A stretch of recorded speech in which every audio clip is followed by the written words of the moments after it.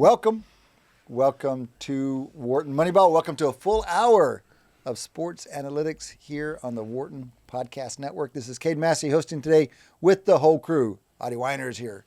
Eric Bradlow is here. Shane Jensen is here. And to add a little flavor, we are sitting in person in the Wharton Podcast Network studio, our longtime home, for years our home for this show. And we're delighted to be not only in studio, but in person. Something we only get to pull off, once or twice a year for the last couple of years. Since COVID hit, it's been only once or twice a year. I would say we're looking out onto Penn's famous Locust Walk, but the studio is now kind of a video studio, so we've got lights and the windows pulled, and we could be anywhere, really. But we have good sound, good video, and most importantly, we are all together. We are recording on Tuesday afternoon, as we typically do. The show will go up on Wednesday.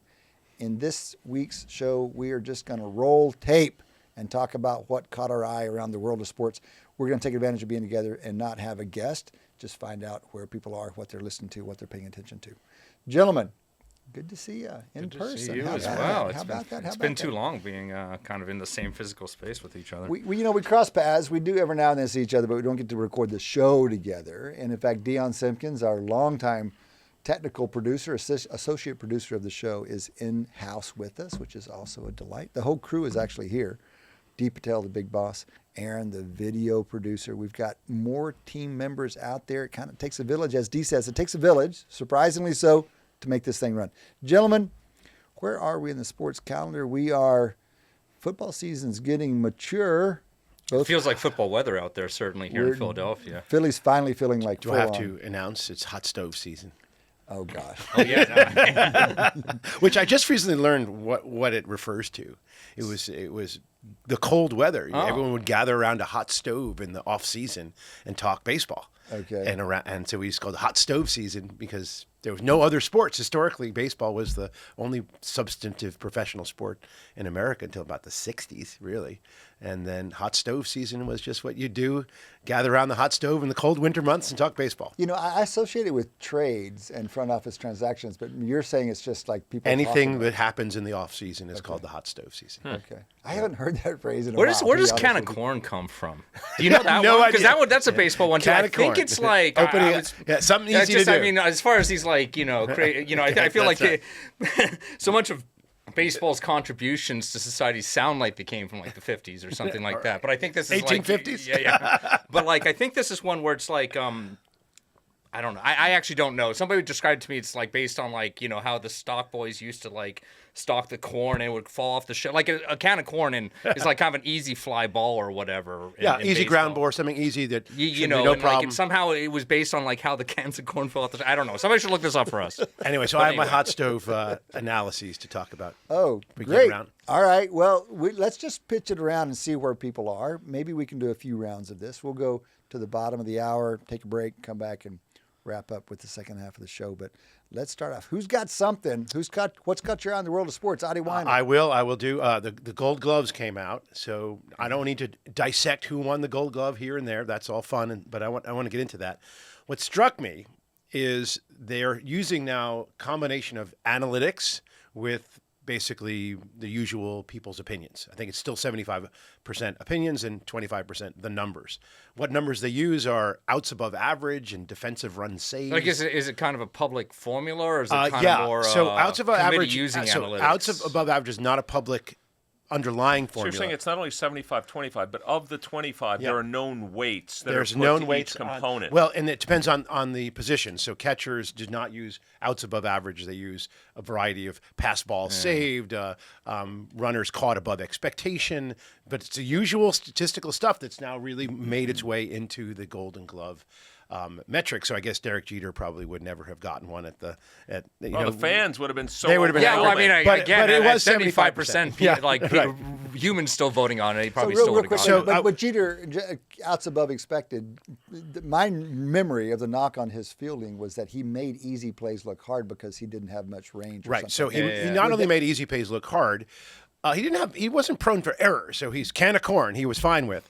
He just didn't get to the center very well up the middle. And this is before they would move the players. And so the analytics would pick up on that now. Yes. They would recognize his limited range. Yeah, I Like mean, an average shortstop would have gotten to that ball. absolutely. Yeah, I think he was one that kind of he was an example. okay. Mike Lowell also in Boston, I think, was like this as well, where he was very sure-handed. Like on the plays where you saw him made, he made an excellent that he could make. He made an excellent play on. I see. He just didn't It's just get that there was this hidden denominator of plays that he couldn't make, that he didn't, wasn't 2 feet fellas, from in the range field, factor. and another player would have Well, let made. me ask you a question then. Discretion is the better part of valor. He's just living out the practical philosophy. I mean, No, it's really nothing but says did discretion he like Derek make? Jeter. So let's assume he knows this at some level because he is a professional player.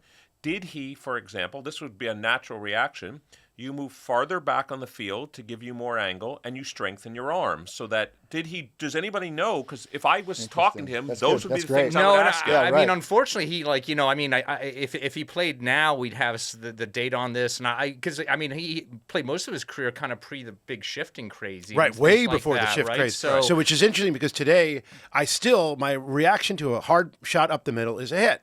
And I'm still not converted that to Right, an it's out, not- right, which it's is always almost an out. it's always an out now. It's terrifying because those were hits. Well, let me ask you another question, Adi. Do you know, did the Yankees do, whether it was Cashman during most of that time, did the Yankees do any, I'll call it portfolio optimization, which is, look, they can see that Jeter can't do that well moving to, I guess, his left to get balls up the middle. We got to get a second baseman with range, and maybe we'll trade that off for a little bit of batting we average. saw it. They got a third. They got one of the best shortstops in the field. They actually traded for. Yeah, and they made him at third base. But then they put him at third Right, base. yeah. I mean, so they actually brought in the personnel to correct the But issue. I'm not going to get all use this. them. But Yankees were never known for particularly emphasizing fielding. So the other thing that I wanted to point out about the Gold Gloves, now that they have these numbers, they'll announce them. So the major one is outs above average, which is an MLB creation using their proprietary data, which knows where the fielders are standing at the time of the hit and how far exactly the trajectory of the ball. So what they essentially calculate is the probability of an average player making that play and with what probability. Okay, but hold on. That doesn't give the player credit or debits for positioning. It does not. As far as I know, it does not. Okay. And so in other words, it doesn't do that. And that's a major concern. I have other major concerns. For one thing, outfielders are all treated as in one bucket. So outfielders are all the same in terms of their ability to make plays. And so center fielders are fantastic and right and left tend to be pretty weak because the center fielders are much faster. So an average outfielder is some mixture of a corner outfielder and center And I outfielder. assume they do that structurally on the other side of things because, if a particular outfielder is moving around the differentiating Yeah, I mean, that's them, right. you'd have to, So it'd be let me tough to kind of grade them. So I've actually dealt and played around with this model, and it's hard you can't reconstruct it yourself because I don't have the starting position of the player. Now, we could do what we used to do, which was we never would take that into account, and we would just, what Shane and we wrote a paper years ago using much more coarse data. We just look at the trajectory of the ball. We would say, what's the average probability or what's the distribution? So either positioning or range would yeah, kind of confounds those two things together. Let me build on Cade's point, though, which is if I'm trying to evaluate a player, you could argue it's a combination of positioning plus range. The only reason I'd want to decompose it is if I want to improve the player or to possibly manage the player in some way. But from a pure evaluation point of view, I don't know that confound matters. Well, before the team got involved with team- positioning, yes. it didn't matter. No. But now it matters. The team does all of this. You can because see them out there with the positioning you can apply across any players, right? I didn't say it doesn't matter for improving team outcome. I said it might not matter for evaluation, meaning if I'm a player and I ill-position myself, I should get knocked back for in the that. day- That's part of That's the right. total value of fielding. Back in the day, for sure. No, and back I in mean, the day for sure. I totally agree. I feel like even now, if you kind of wanted an omnibus right, idea even of their now, that's my fielding, point. it would be fine to confound those two together. Yeah, So- It would that's really my- only but make- that's my Hold on. point. It must be the case also that the team, when it's choosing optimum positioning, knows the range of the players. So now we've got another little wrinkle in there. Like even they're going to prescribe different ranges for different people. They should. And they'll give the more talented players more range to cover. Yeah. Well, Interesting. this And is you're probably this. not I gonna mean, get by the way, credit for that. this is historical. I mean, if you look, in the old days, the center fielder had a lot of stature. The other corner outfielders would back off, and he'd get all these extra plays because 50 was the star. Is that right? And Okay. not so much anymore. Now they work it much more collectively. I mean, this is a big daily task of the analytics staff to tell their outfielders how to be positioned for every player on the opposition. But you They produce can't it every day. optimally position the center fielder without knowing the optimal No, positions of they the do all corner fielder. right. They do this for all, Okay. and this is a major task of the staff that travels with the team to produce a report, tell them where to stand. Not only where to stand, I mean, how to like find landmarks in the ballpark to help them find their spot because there's no grid, right? Yeah. So they have to like say you have to be here. By the way, the coaches do this too. I just found this out from Yeah, you can see them kind of shooing people over and they stuff like that. move them from the over, and dugout. you have to find sight lines, and you can do this really well at your home ballpark because you're that's used to right. it. That's you have a much harder time at the away ballpark. Do you get any sense, because we all know fielders reposition themselves based on the batter. Do we have any ability to know that batters have the ability to hit differentially depending on who's fielding? Do we have any knowledge of whether they're able to do that? Okay, so this is a big deal. Most people would say no. We'd have to bring in a player or a coach to tell us that. Some of the absolute best players were able to do that. There was no question that the tremendous hitters of yesteryear had that ability. I mean, one tool I think that even current players are underutilizing is the bunt. I would like to see the bunt make a big comeback because I do feel like You like when Ortiz is double? I mean, you know, you can personalize the bunt strategy, you know, if you wanted to. Manny Ramirez isn't doing it or something like that. But no, I mean, I when I was over in Japan watching baseball games, bunting is just a way bigger part of the game because I think there's more of a focus just on kind of run generation and stuff like that and moving people over and stuff like that. But it's also like, I think, against some of these more extreme shifts, I mean, you can kind of see if you could just put a bunt down the third base line, often the guy, third baseman's like, you know, halfway to second or something like and they that. So still are. it's like an easy, Right. if you can execute that, Yeah. then it's basically an So let me get easy to on base. my point. They have this thing called outs above average. And what struck me is they calculate this. It's all relative to your position, but the outfield is thought of as one position.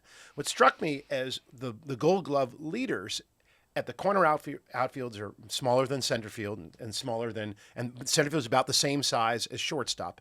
But I'm going to ask a question. How many outs above average do you think the Gold Glove winners are making or earning, whatever the statistics? Per what? Per it's game? over the course of the season. It's not on a per basis. It's outs above average. I'm not sure what the magnitude is, but I bet you it's about a quarter of what the top 10% fielder is about a quarter away, in terms of runs, I think, adding to his team compared to hitting. All right, so that would be my. I'm giving you a relative proportion. You're on the right ballpark, but and I was actually struck by it. I thought, I'll give you my hint. I thought it was fairly low. I thought fielding would matter. In mind. Yeah, what do you think? So it's outs above average across the season. Okay. Total for which group? So start with center the field. Golden I'll give you a Glove hint. Center fielder and shortstop are about the same, and the leaders are the center fielders are Armstrong. What's his name? Peter Armstrong. What's his last name? Pete Crow Armstrong. He won the Gold Glove in center. Bobby Witt Jr. didn't win it, but he was right up there second. I mean, roughly, I'm expecting this to be 2 standard deviations or something. I mean, just. But Well, remember, it's not a rate stat. It's a total stat. Yeah, so I'm going to guess. I mean, you can just throw out numbers. I can just tell you. We can ender suspense. My initial guess was total outs, right? Total outs above average. I was going to get somewhere around 8 to 10. over a season. Yeah. Over the season. I'll tell you why I came up up with with that number. So this is just bad math, That's but it's remarkable. rough Yeah, math. give us no, I'm going to tell you how I eights. thought about Yeah. it. So there's 27 outs in a game. Yep. Okay. Let's pretend it's a bad assumption. Let's just say you uniformly distribute that amongst the 9 players. That means each player makes 3 outs. Which is not true. I didn't say great. it was true. Yeah. And now I'm thinking of 500 a outs. percentage of that number of outs that I think they're going to make an incremental play. And then when they do make one, how many outs do they actually save in terms of a probability or expectation? Okay. That was the calculation that got me to somewhere around 8 to 10. All right, so corner outfields, that's exactly right. The leaders, corner outfield. So it's more for center. Shortstop, corner outfield, first base are right around that mark, 9, 8 to 10. Center fielders are 20 to 24, and shortstops around the same amount. And Yeah, so that's by the way, because they get more that's volume. what's fascinating. Way more That volume. was my upper bound. I was thinking my two numbers were in 8 to 10 or in the low 20s. Good job, good job, now, Eric. What Throwing that out I is- was talking about is like, you take value, like yeah. the 90th percentile fielder versus the median fielder. That difference, I think, is about a quarter what the difference would be for the 90th hitter versus the Okay, so median hitter. I think like, you're- or that's- fielding's maybe like a It's a quarter good way of of what thinking. the We can median work it out. hitter. So, many WAR is there so per here's out? the problem. How do you convert outs into runs, and then runs we can convert into wins? Yeah. The usual number Or for WAR. runs into Yeah, right. runs into WAR would be Yeah. 10. 10 runs above replacement. But these are outs above average. But anyway, but fielding is fine. We don't have this. I think the average replacement is By the about way, the same. this is the wonderful thing about this show for 11 plus years is that I know in the instantaneous second I had to think about it. I was thinking about that route. The problem is I didn't know how to go outs to runs. Runs to WAR, I could have asked you Yep. and you would have told me. Yep. I didn't know how to do that first So step, so I I don't know- I abandoned don't know how that to do route runs. just because I don't know how to do But that. the thing is, I don't never thought about outs to runs. So I'm just kind of guessing that an outs to runs is something like a quarter, maybe. Each out is about a quarter of a Well, run. we know the following, Adi. We know this how is many sort of a runs runs are per scored in a game. game, Yeah. which is about 4.5, right? mhm. Yeah, And so 27 outs, so maybe it's about 0.15. So so the thing is, an extra out. It all depends on where it is in the inning, right? Yeah. The first We're out doing is, approximate. Yeah, you're doing it. If you want to do it so I would go contextually, for it's much harder. 0.15. Okay, And so if you do that, then you're 20 times point. You're not looking at very many runs. What are we looking at? We're looking at 5 tops. No, Yeah. less than that. Yeah. 3 to 4 runs. The We're incremental looking runs at created we're looking at by the- about not even a third of a win. Yeah. And added by the best fielder. Seemed low. Yeah, that does seem low. Because that's a again, great like, way to I'm think thinking about of like, somebody like the best hitters are giving you like, say, like 6 wins above replacement So or this was something like that. This was a very long critique of their criteria. But not their defensive That's WAR. right. Their defensive WAR is typically Well- around 2, right? Yeah, So no, that would be I'm kind of like, 20. I'm saying That's like somebody what like, Now- like let's assume it's almost all offensive Now, at the I will 6 say this is WAR, above then I would average. expect I will say the best this is defenseman important. would be This like is important. 1.5 or This is something. above average. So Yeah. average is effectively the middle. Yeah. And WAR is above the replacement. But I think your logic is bottom. like for fielding at least. no, but I don't think replacement- that's gonna yeah. shrink. Replacement, but no, but I think replacement fielders are average. Yeah. Close up to average. So, Yep. But this is a long way of saying you don't love the sophistication love it. of their defensive metric. Okay, fine. Let me add some more superficial evaluations to this. Somewhere in my social media feed in the last couple of weeks, I saw a clip on Greg Maddux as a fielder. Y'all know these things. I don't know these things. So 14 Maddux- gold gloves or 14 something. gold gloves as a fielder, and they were showing highlights of him fielding, and he was like wildly athletic as a pitcher, making all these plays. It was really spectacular. I had no idea. I don't think of Maddux as seeming like that athletic of a guy, but apparently he was. You might also think, it does not necessarily correlate, but someone that's wildly athletic might be able to pitch more than 90 miles an hour. But I'm saying it turns out there might not be, I mean, Well, I'm just saying you would think he therefore might have pitched harder than I don't know. he He's an could. average-sized guy. Maybe he's a great athlete with an Yeah, average so size. was Pedro, and Pedro threw real hard. Right. By the way, on this topic, who are some of the canonical great center fielders from a defensive perspective? Andrew Jones, kind of when I was sort of paying attention in the early 2000s, I think was like that. Andrew Jones. Give me Andrew more Jones, names. especially moving in. Ridiculous. Well, we're talking about historically, like Yeah, Willie Mays oh, was yeah. thought of as Willie one of the Mays. great center fielders Is that of not all because time. of the one catch? I mean, there were other things that he did. I mean, that's that's very so salient. So that's No, but the it would first be- person I come up with. But who else? Just give me some DiMaggio, more. without a question. Okay. He's considered These guys also were great bats, extraordinarily too. graceful. He made things look incredibly easy. Okay. And Ken Griffey? and when he was in the center, original senior? Well, Trout was a great No, it center was fielder junior. when Junior? he first came up. And Jim Edmonds was also great Jim in Edmonds his was early sick. career. Yeah, Jim Edmonds was really great. I don't even know Jim Edmonds. Paul Blair was Oh, the, Jim was, Edmonds. was That was the name I was thinking Paul of as Blair was well. crazy. I remember Who did Edmonds and Blair play? Well, for? Edmonds played for the Cardinals mostly. And What Angels era? for part of his Yeah, career. yeah. And What Paul era? Blair played for the Yankees, the 2000, Reds, Orioles. like I mean, Orioles, up in Yankees, Reds. 2000 and 2015, I guess. I think there was would a say. time between maybe grad a little school, earlier for Edmonds. Maybe between grad school and arriving here, I didn't pay attention to baseball. In grad school, my advisor George Wu had me paying some attention to baseball.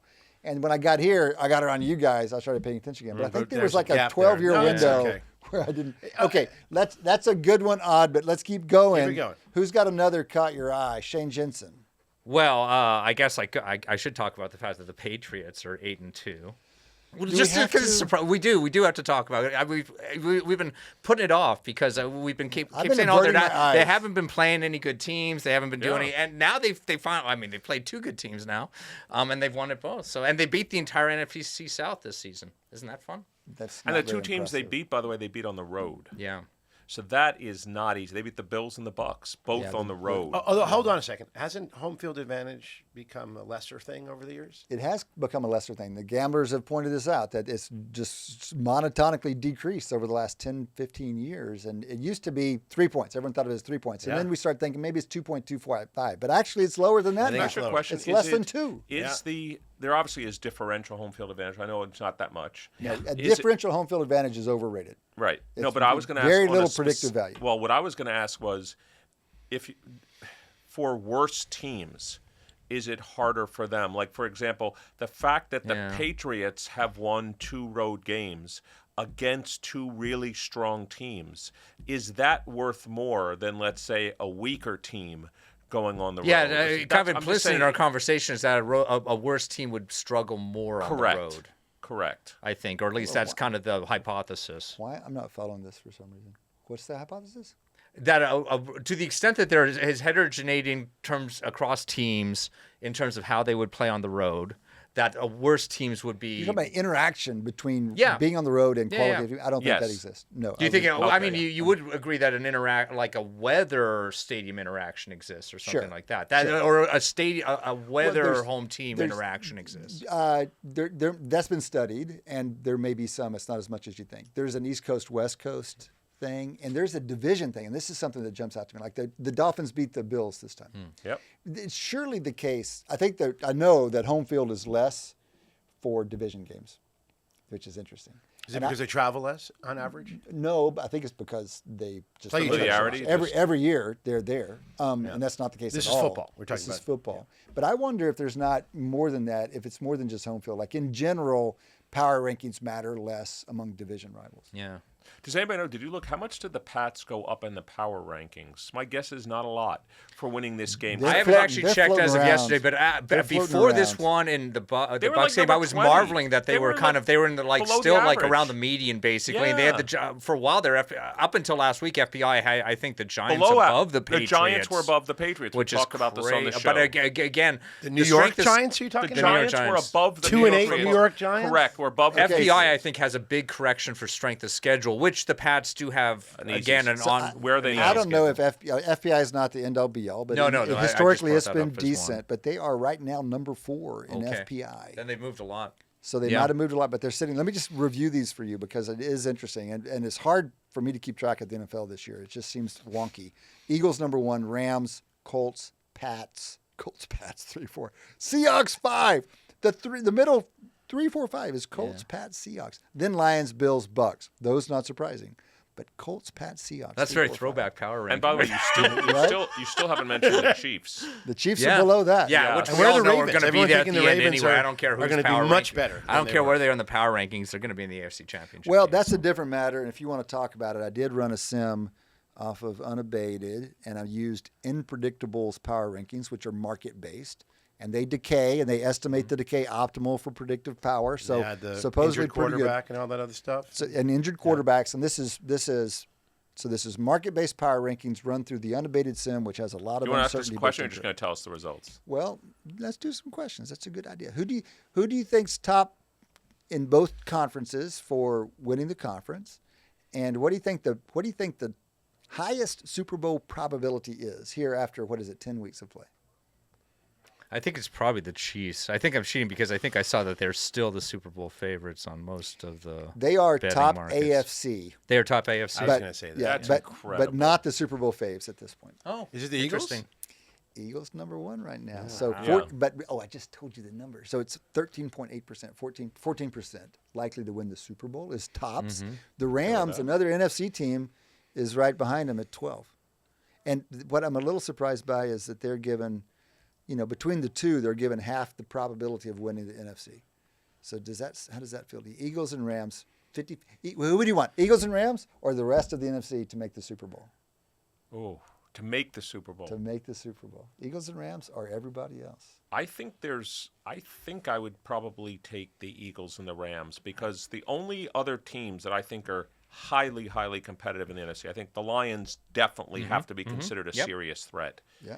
Other than that, I don't see Your Bucks, I think, can belong in that conversation. I don't think with a so. little bit more health, but I think, you know. Well, that's I don't know. I guess an optimistic view of the Bucks would have them in that conversation. If you're telling me that by the end of the season, Mike Evans, Chris Godwin, Bucky Irving, and they've got Igbuka, who's turned out is going to be the Rookie of the Year probably. If they have all of that offensive power, then they have an opportunity. But they're not better than those other three teams. And I think I might be with Eric. I think I might. Rams, Eagles, I think I might. Okay, so the model gives them 47% total, so it's about a 50. We're right on. I was going to go with the field only because I love the field. We always bet. Always bet the field.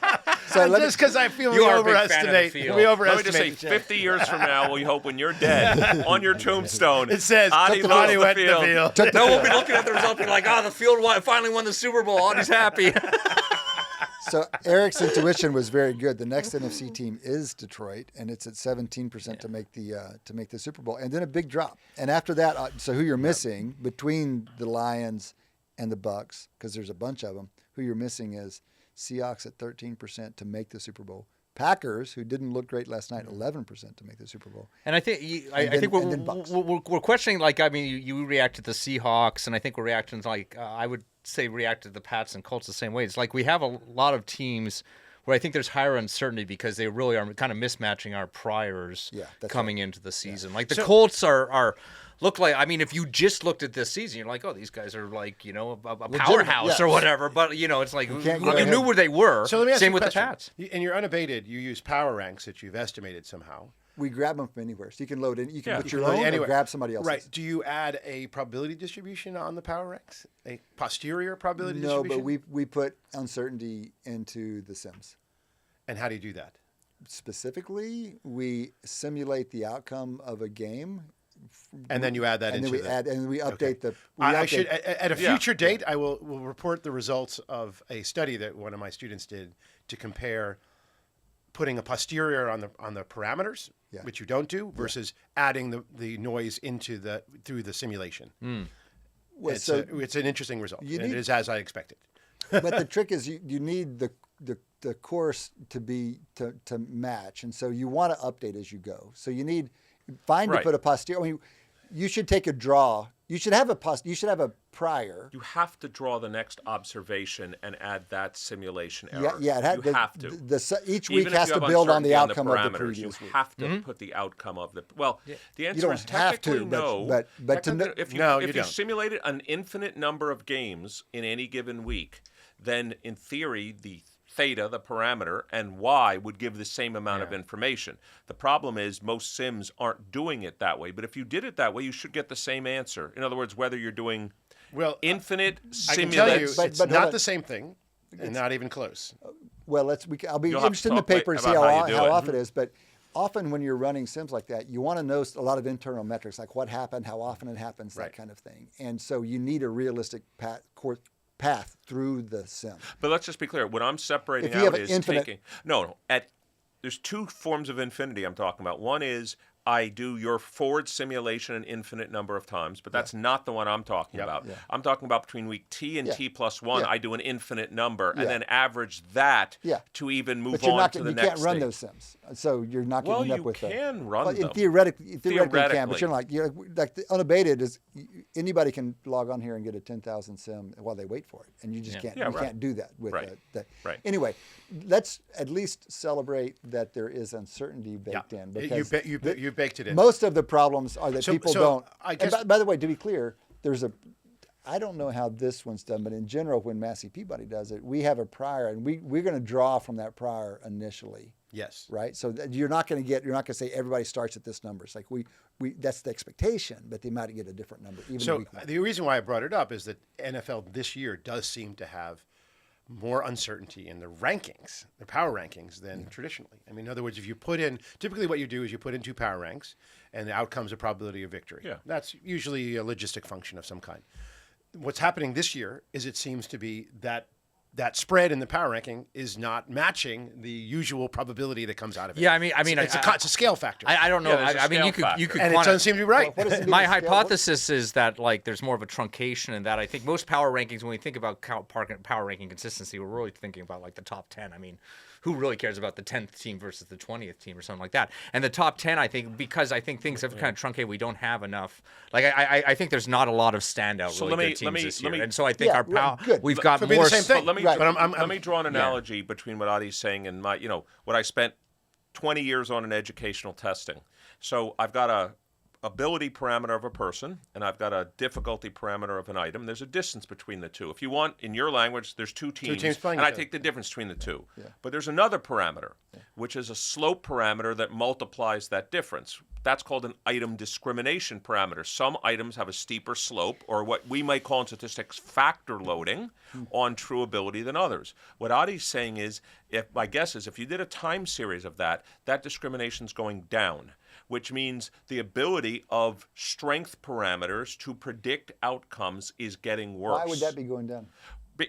There's not as much. So that's a different question about as to But now why. I'm But I'm curious, guessing why the would that be the empirical case? result. Well, a couple Because reasons. Shane offered I'll give an you one alternative reason. I'll give you a explanation. couple Yeah. reasons. One reason is there's error in the estimates of That- those. that So for that sure. could be one possible Of course, reason. raises the question of why that would be. Right. But yes. Another possibility is that's possible, but the error, the stochastic error that I'm drawing on each game is going up. So that's flattening the distribution of probabilities. That's another possible reason. So it's we not don't- that and we it's don't not have it that measured. it's The not game- that the your game team's itself strength. is The game itself is the changing. game More ex- stochastic. And Correct. you can The argue game this, is and there more are new rule stochastic. changes, and it does look like it makes an impact. I watched Okay, so those are- many punts yesterday. I'm sick of it. I assume- But they land in different I spots. assume, by the way, in ELO models or the type of paired comparison models, I know in marketing we can do this. You can estimate that scale factor. Sure. And so you could probably answer it empirically. Does it appear that the stochasticity of games is going Okay, up but over we'd have time? to see it over multiple years. So that's what of I mean. course, Are just to put it straight in front of you, Shane's- let's put it in football language. An 8-2 team with a certain win differential might not be the same from year to year. Possible. Oh yeah, but, yeah, no, but, that's but Shane, but right. Shane has That's a more, underlying both of the whole thing. but Yeah, Shane yeah, has a more parsimonious explanation, I think, or at least hypothesis. Sure. Which Well, is that there's. Go ahead. Well, no, I think. that I think we tend to, when we think about consistency across year to year, we're really kind of thinking about the top teams, and I do think that there's this year. It seems like the top teams don't seem to stand out as much in my mind as the other ones. I think there's more parity. I think, like say 1 to 10. But No, I that's know not that, but I think than usual. I think this is my thought: is that conceptually this scale factor is meant to be invariant Yeah, that's- to the yeah, that's locations orthogonal of to the the- yeah, yeah, teams on yeah. that scale. Yeah, yeah. Conceptually, it's Yeah. meant to be. Okay, interesting. Yeah. All right, we'll estimate the scale factors, please, and report to us. Well, how it just changes over has time. to do with this distribution of the probabilities and why I Well, took good. your field. But Eric has asked the question empirically: is it changing over time, Yeah. systematically in one direction? I think that's fair. And I'm wondering if there's a mechanism, and just you more aficionados of the game, I notice the game looks different. Just there's more. It's a hell of a lot more with the gambling rules, on it than there particularly. used to be. I don't want to I get mean, I all can tell you, cynical, but maybe it just seems that's the stochastic that- element we're that- looking for. Is I mean, gambling. there's clearly more kick returns. I mean, that's a Adi, huge I'll give you change. two. I'll give you Yeah. the one you gave, which is rule changes can Yep. change that. Here's another one. This is the classic parity argument. Everyone, I'm making this up, but not entirely. Everyone's using analytics today, and what that's causing, it's causing a compression, and that compression is actually going to cause this scale. I'm just coming up with theories. I like the but- theory. Yeah, I like yeah. it. And it's possible that These the are game, just the theories. style of play has homogenized. Correct. To some extent. That's another It was- possibility. it was maybe, very- also maybe do- analytics related. That would also It was do very it. entertaining last night when they were going for it at midfield at 4th and 20 or 4th and whatever, and that's an obvious. I mean, it's an obvious analytics move, and the play-by-play announcers saying, "I can't believe they're doing this, but that's what they all do today." That's And who are we? Yeah, those teams that want to win games, that's what they what they all all do do. today. we need to wrap up and take a break, but I just want to push it one step further and make sure I understand. Is it true that so let's just take that hypothesis and say, let's say this is true, that something about the game has homogenized, whether it's analytics based or just wisdom or whatever, that everyone's playing more similarly now.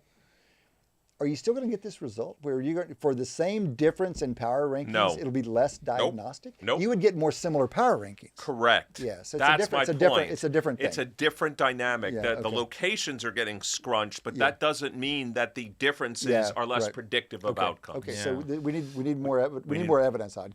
But great question. All right, guys, that's the first half of Wharton Moneyball. We still have a half to go. Come back and join us. Welcome back. Welcome back to Wharton Moneyball. Welcome back to a very special episode in that we are in person. We are in studio, and all four of us are here. This happens about once a year these days. We always enjoy it. We're playing a little What Caught Your Eye. We're going guest-free this week. Give us more of a chance to kick things around. We made it through 2 in the first half of the show. 2, and it was going to be a shorter second half of the show. We're going to kick it off with Eric Bradlow. If we have any time left, I'll add one at the end. Eric Bradlow, Well, sir. ours might be the same one. So, I was looking at college football, and I was thinking about the number of teams that are essentially, you call it, in the playoffs now. And I don't mean the teams that are in the playoffs. I mean, let's take our friend Cade Massey's team, Texas. Like, the playoffs have started for them. Like, they have 2 losses. Like, they have to win now and every game left to make the playoffs. Oh, you're talking you're defining play like teams that are like have to win out. Have to win out to make it. And I was thinking, Texas is playing Georgia this week. I think it's at Georgia, and I'm thinking, wow, what sim is going to have Texas right now having any significant probability of, like, they've got to win at Georgia. My guess is they're not favored at Georgia. 6.5 point underdog. Okay. So, but they have to win that game. Like, if they get, there's no way this year, the way it's going, I don't think, the 3-loss Texas Eric, is you're making. speaking with too much confidence. And I was going to say, yeah. One of our missions on this show is you to think beat if people's... Texas loses the game, they have a chance to make the playoffs? If they... Yes. Depends on what happens. Because, well, one, it heavily depends on what happens to other teams. But they can't, they're in the, I forget what they're in now, SEC? SEC. They can't win the SEC if they lose this game to Georgia. They have a hard time winning it, even as it is. But Eric, they would have still in front of them A&M, who's a top 3 team in the country. So if they beat them, they'll be Arkansas. If they lose Georgia, beat Arkansas, beat A&M, so they'll be 9-3. And they would have beaten an undefeated number 3 team in the country on the last week of the year. And their two of their 3 losses would be to Ohio State and Georgia, who would probably be top 5 teams. So I'm not saying they're in. Yeah, I'm not saying they're in, but it's not 0. I guess a follow-up empirical question, to the extent that anybody's simmed the rest of this season from this point forward, how many times does like a 3-win or 3-loss team get in? Yeah. I mean, it sounds improbable to me under the old rules, but we're all still getting used to kind of what bubble this kind of 12-team structure provides. I wasn't putting just Texas in that bucket. Right. I personally think, Cade, correct me, I think Notre Dame's in that bucket. I think Notre Dame has 2 losses they have to win out. Oh, that people take that as a given. Okay, I think they are not in. Oklahoma almost certainly would have to win out. Georgia Tech. Yeah. Okay, Utah. Oh yeah. Okay, sure. well, so but they don't have the. I mean, look, I'm not. No. I would defend. They don't have the degrees of freedom. That they don't have the schedule. All I'm commenting on is I'm fascinated by this bucket of teams that, with 3 games remaining, essentially to win the national title, they have to start winning now. Every game now. They're essentially elimination. Every game is an elimination game for them. And for some reason this week, I was looking through Is this this more than normal? Well, I mean, in the old days, every game was like an elimination game. It was like 1 loss and you're out of the playoff. Shane, out of the 2-game playoff. That is my point. Yeah. I'm loving the fact that there's more teams now. Like I'm finding games exciting because obviously I would probably watch the Texas-Georgia game anyway. But the fact that it's, in my mind, an elimination game, not with certainty, for Texas makes it even a stronger game to watch. The same thing for Notre Dame and this whole set of teams now. No, and I mean, your observation is true that game would be essentially meaningless in the old scheme because Texas would definitely be out of like a 2-team or a 4-team Georgia playoff. would still be in the mix, long shot kind of thing. But I mean, we've gone from 2 teams at the end to 4 teams at the end to now 12 teams at the end. Of course, that just broadens the number of meaningful games late in the season. And you're talking about something that I think is exactly right and fun, that there's still that many in the mix. And that we're looking at, early round playoffs kind of already. Certainly many people. My point. By the way, so, I mean, I'll kibitz on yours in the same way I kibitzed on Shane's, and maybe we'll skip any actual what caught my eye. But I looked at the athletics college sim. And this is the first time I've ever looked at it. And the athletics part of the New York Times now. So this is what they everyone points them to. And, they're doing the same thing. They're grabbing power rankings and putting them in. And I think it's an example of a sim that doesn't have enough uncertainty into it. They have, I feel way too sure about teams making playoffs and way too sure teams aren't going to make playoffs. And they give, for example, what do you think, Eric? You're paying some attention to college football this year. What do you think is the highest probability any one team has or should have for winning the national championship right now? There's 3 regular season championship. Wow. 3 regular season games left, a conference championship round, and then depending on how many times you have to play, whether you get a bye or not, 3 or 4 games. Okay, so I'll do my. I'll go around the room here. Okay, so what's the maximum? Do you want me to just give a number, or do you want me to tell you how I'm thinking about it? Both. Okay, so I'll tell you how I'm thinking about it, and that will lead me to a number. So there's going to be some set of teams that win the power conferences that get a bye in the first round. There'll be another set of teams, 9 through 12, that have to play 5 through 8. But let's get to the final 8. So there's 12.5% on average probability given to each of those 8 teams, okay? Let's assume a team is the favorite in that round. What's the most probability I'd give to any of those final 8 teams? I would say... I was going to say 25%. I jumped to the same place. Somewhere like that. Yeah. So that's my prediction. Double. But Double. So you think, but that's giving, by the way, very low probability to the 5 through 8s. It's not giving 0 probability because I'm not going to count Ohio State at 1. The same I'm going to count 4. But Eric, you're giving them a pass to that point. I don't think that's fair. I don't think there's any team you can say right now is guaranteed to be Final 8.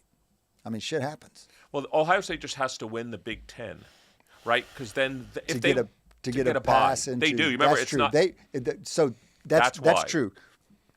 4 teams will get it. Will get it. So I'm catching 4. up with you. I think they'll be one of the top 4 remaining. So are they guaranteed? I mean, no. They have to beat Indiana in the Big Ten championship, and then maybe in some world both of those teams get a bye, but that's not given. It can't happen now, right? It's not based on rankings. I think that's the top true. 4. It can happen now. Yes, it's based on rankings. Last year it was conference champions. Oh, it's the opposite and now. The only wrinkle they changed in the college football playoff setup is that they went away with the top 4 teams get buys, and they're the top 4 ranked. Oh, there's no guarantee then that Ohio State's the top 4. No, definitely not. Now that I thought it was the other way around. You're right. They switched it from conference to ranking. But that improves your chances. It doesn't hurt your chances because there's some chance that the Big Ten loser still gets a bye, and there was no chance before. Either way, I watched Indiana since my wife's a Penn Stater. That's not a good football team. Come on. Eric, no. You're speaking with too much confidence on these college football issues. They're not a great football team. How about that? They've got possibly the best quarterback in the country, and in college football, the best quarterback is going to go a long way. If they played Ohio State right now, what would be the point spread in that game? On a neutral field, I'm not looking at anything, but their power rankings are close. Really? No more than 3, and possibly less. Wow. No more than 3 and possibly less. So you don't have the... I'm certain of that. Cade, we don't have the distance that we used to have back in the day when Alabama would it's be... like a 6 points above some of the That is next correct. highest team. And also, it's the thing that Shane was saying a minute ago about the Colts. We can't get it into our head that the Colts are decent. And they may not be decent. But it's the same thing with college football. We can't get it. Same state, by the way. Yeah. Same state. Yeah. Is We this can't get our head around these NIL Indiana football teams. Is this NIL They don't even related? do the time difference, the Yes, time change. It's very confusing. I mean, this state is what... in general. I mean, this is a... What are they doing over there? I mean, it's a big deal because historically, I don't know the ins and outs of the tournament structures and the leagues and the power conferences the way you guys do because I don't watch college football.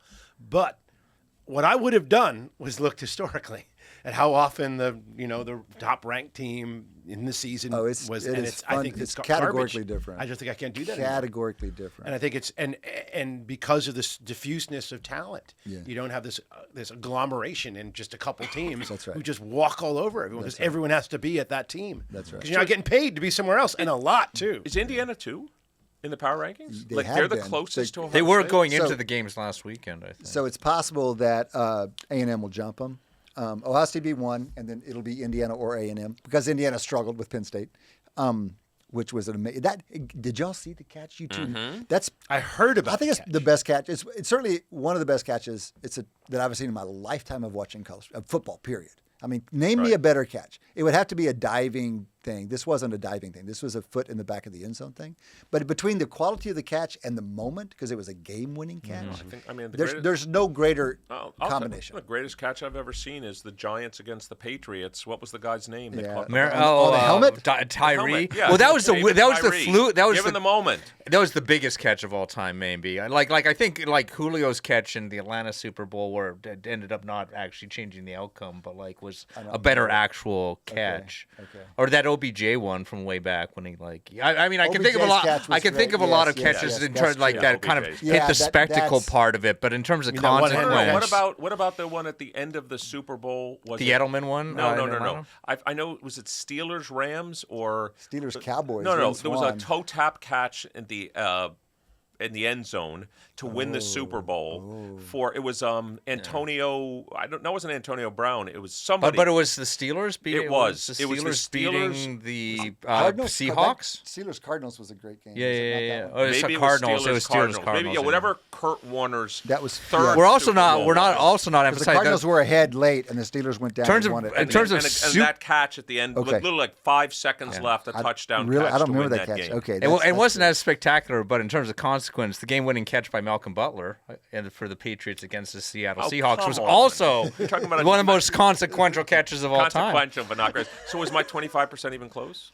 What's the number? I thought you said I you wanted, ran just go I around wanted- the room. I wanted Oh. to chip it away. I wanted to chip it Yeah. down. I think it's Oh. a reasonable thing you did, but then I don't want to give them a pass into the final 8, and so I want to knock that down by some. I was going to be naive, No, give but them remember, all. below- Bubba, I'm below you didn't 20%. ask me for which team. I just said one team.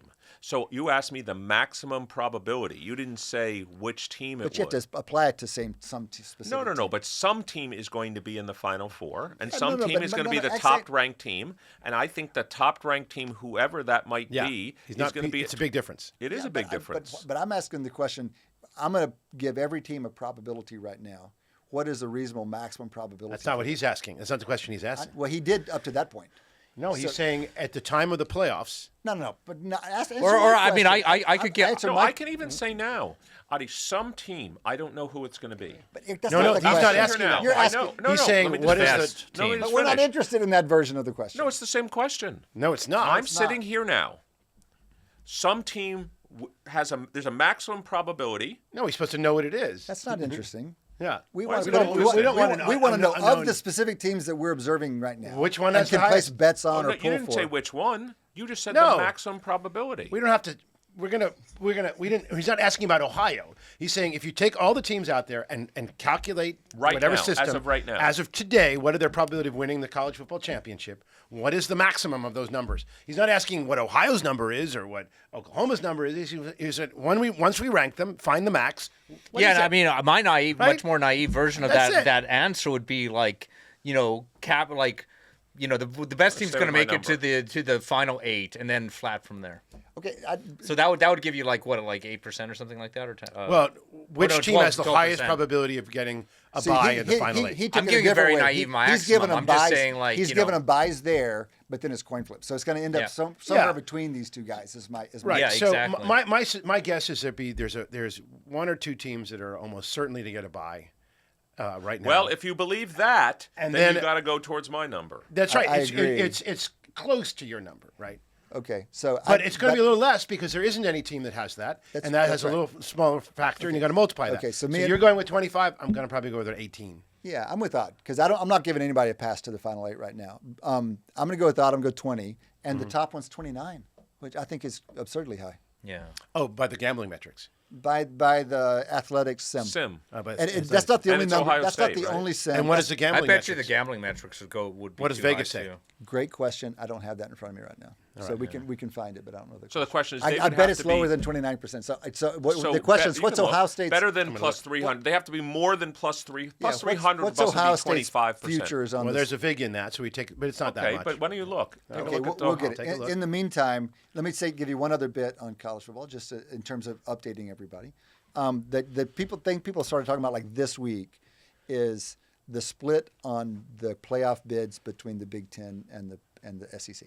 Right. So think of it as being basically there are 4 teams that were going to be in from some other conference. Notre Dame's going to get in as long as they win out.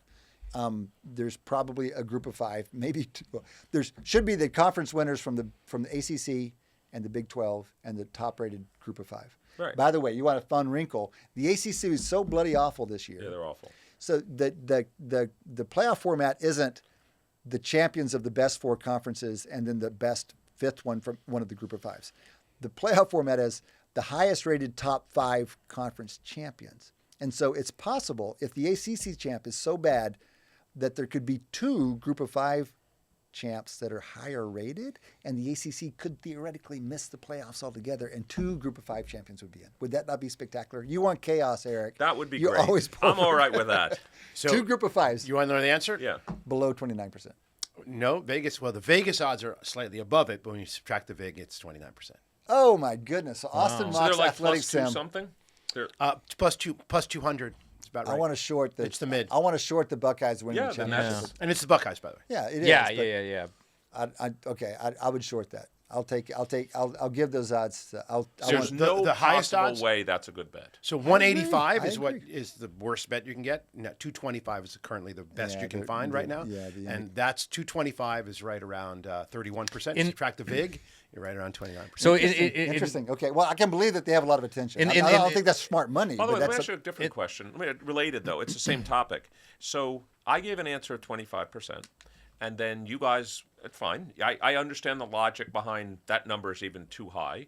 But, like, I always find it interesting when people try to move you off. Like, you wanted to go lower, and the answer is actually higher. So what's then wrong in your logic? Because that sim, it's not even just the betting odds. This is a sim. So why are you guys, all with reasonable arguments, saying 18, 19%? I don't think they have but enough the answer's uncertainty in the 29%. sim. Yeah. And I think the market is too sure. Just Market will bet up the favorites. Yeah, Happens all the time. we know No, that. I wasn't worried about the market Yeah. bet, but the sim. There's not enough uncertainty in the sim, and I It see could that be from wrong other. I from see that. 29 to 18 Sure. or 19. Yeah, absolutely. That degree. That's the problem with sims. They that don't have enough seems uncertainty. way No. off. I give you. You look at more than just that number, and they're too sure they know what teams are going to make it. Look at the probabilities. They're certain they know, like, I don't know, 10 of the 12 playoff teams, and there's just no way with And that- 4 games ahead left in the schedule that they can be that sure. Yeah, you and can you- just see that there's too much uncertainty, too little uncertainty in the model. Ohio State, by the way, I think you would agree with this. For Ohio State not to be a top 4, they would probably have to lose 2 games. No, they could. It depends on what else happens. But if they don't look great in the Big Ten final against Indiana, that could happen. But you said it was the top ranked teams. Yeah. You're saying they could fall to number 5 even with just 1 loss? Well, it's a fair question. Could that happen? What has to happen is that 3 SEC teams have to jump them because they're not going to come from. I mean, if Texas Tech goes in and blows somebody out in the Big 12 final, are they going to jump Ohio State? So If it would they're- have to if be Texas- Texas Tech, Alabama, and Georgia, potentially. But Yeah, they're probably so playing 2 each other. so and so take- 2, yeah. So, Or what if there's a great-looking SEC team that just misses the SEC final because they lose some tiebreaker? Say that this could happen, and so you have 2 strong SEC teams in the SEC final. You have a third one floating around that lost a tiebreaker, and they're just as good as the other ones. Maybe they even like them better. The markets like them better, and then you have a really strong Tech. So I've given you now 4 possible teams that could jump I just Ohio State, in don't see theory. them passing Ohio State with only 1 loss. I just don't see it. It's possible. It's got to be something. But you've talked me into believing that it's a higher probability than. And just to kind of calibrate, in the halcyon days of like when Alabama was like 10 points 12, above yeah, the right, next highest team, what would be the max like Alabama you would ever given if we were in one of those seasons? What's the That's a max? great What's the question. probability you would have assigned the At least max 50 cent in one of those 50%, seasons? I would Like, guess. would you That'd give? be higher. For what? Winning the championship? Yeah. Well, In the the days- same years one ago. you're arguing is way too high at Ohio State at 29. At this point in the season. Yeah. Yeah. But we have a very different playoff system now. Right. Yeah, I guess I'm trying to say, like, pretend like we had the same kind of Oh, team I see. Different separation we had back when Alabama was so dominant. Oh, I see. But Like, the I- current structure. Current structure, but Alabama You could is run 10 Without points. NIL big, and just that would be interesting to see an just kind of Alabama what the upper team- bound Let me ask you- well, essentially let me- is on That- that we'll just go with probability. Eric's logic. We'll give them a pass. We'll give them a pass into the Final Four. Yeah. Yeah. And then we're just going to do something more strong with the Eric's. Eric started out saying 1/8, and then he went double that for the better teams. Correct. And we would For the just best go, team, not the we better could go. team. It would be Yeah. less than because their lead Triple was that? about 10 points higher than the next best team? No, that's too much. Is it too much? No, it was pretty high. It was like 7. 33 The highest ever. See, this is the kind of intuition I'm getting at. The fact that you 7? instantly reacted to that being too All right, much. so if you use There was never a 10-point my spread rule of between- thumb, which is not accurate for college 7 football. was big. Like I would say 7 5 or 6 was the typical Each year. point multiplied by 2.5 17.5. is So about 67.5. So 2 two to 1. Two-thirds times Two-thirds, 2/3. one-third. Over the second best team, and a lot more Over the next one. So I see. So you'd say something like 75% over the second best team, maybe 80. I don't know. And then But followed in by the extreme years. Yeah. In the extreme years. yeah, that's what I'm even trying to that's- get at. Is kind of almost so- the upper bound so on what you'd ever 35, want to give the 30? max or type of higher. thing. What Well, it is depends on what you think of 1 versus 4. What's 1 versus 4? Yeah. I mean, they catch up pretty quick. They start stacking up pretty quick. Yeah. So there's not as much, obviously, not as much of a spread as you go. So I'm going to answer Shane's directly by saying, I don't know, 35%. Okay. That's, again, why I think 29 is way too high. Yeah. But Eric's talked me out of it. So Eric's Ohio talked State me is up. twice Eric as has talked dominant me in up. your mind as Alabama was back in the day.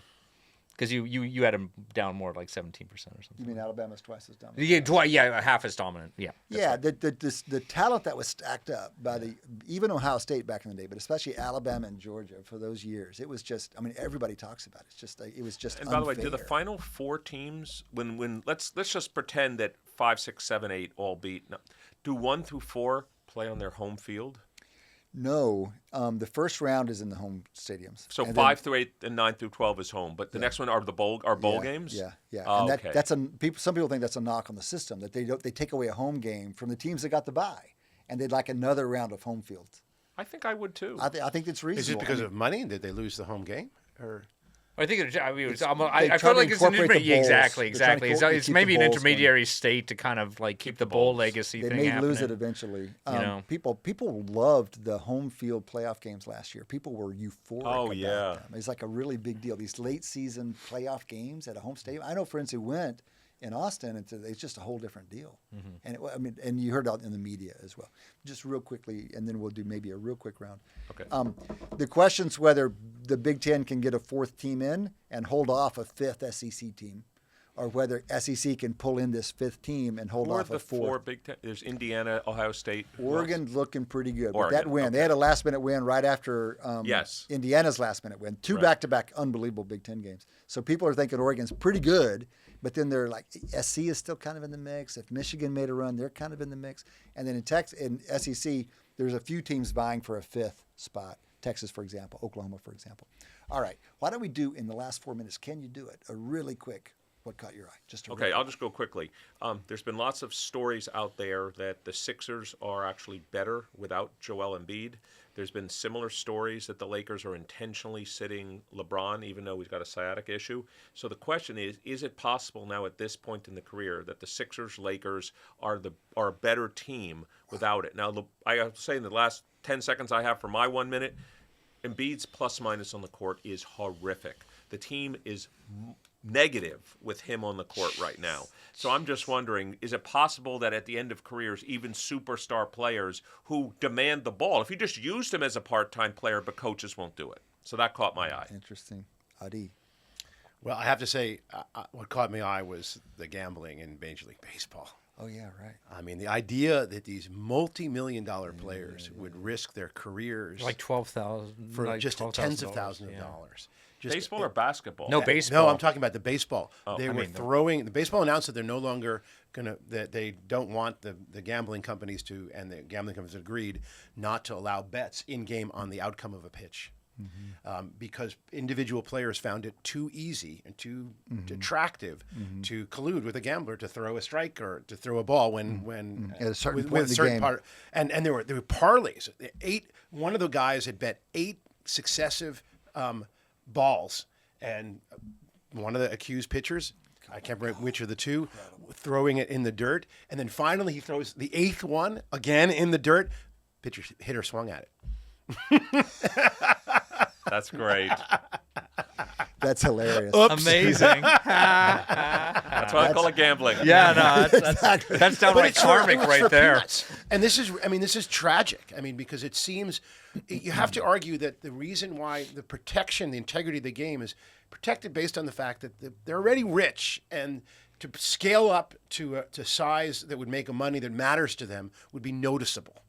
these little $50,000 bets here and there Yeah. are okay. You can pull them off without noticing, but they shouldn't care about them.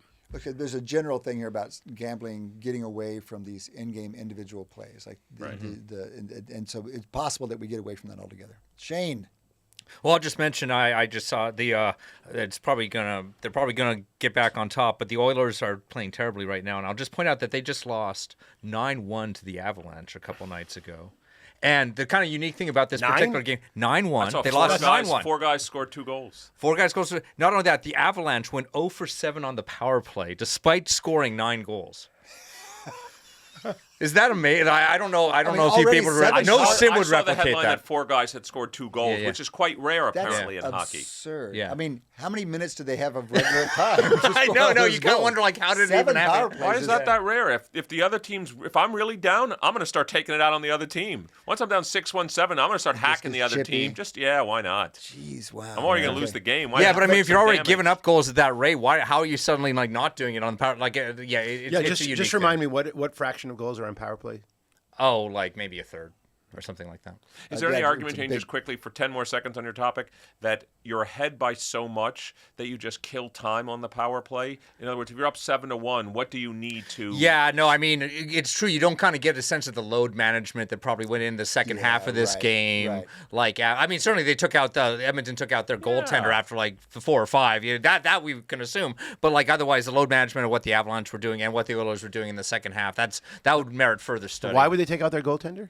He let in 4 goals and 13 shots. Oh, or I something see. like that. He's just terrible. When you look at a score like 9-1, you're like, well, there was definitely a goaltender replacement probably somewhere in there. Yeah. But how much they took out their other stars and stuff like that. Probability of scoring on the power play versus goal differential. Yeah. And what we're going to see is maybe in the far right tail, teams don't even try to score. Yeah.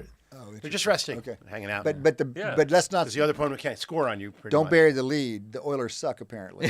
For now, let's enjoy it for now. Come play. The Flames are even more. They're my adopted NHL team. They're going to build momentum. What happened to Canada? I thought they used to be able to play hockey. They focus on baseball now. And they got so close. Why don't we leave it there? That's the perfect way to end. Why don't we wrap it up? For the whole team here, this has been Cade Massey, Shane Jensen, Adi Wyner, and Eric Bradlow coming to you in person in the Wharton studios. Thank you for being here.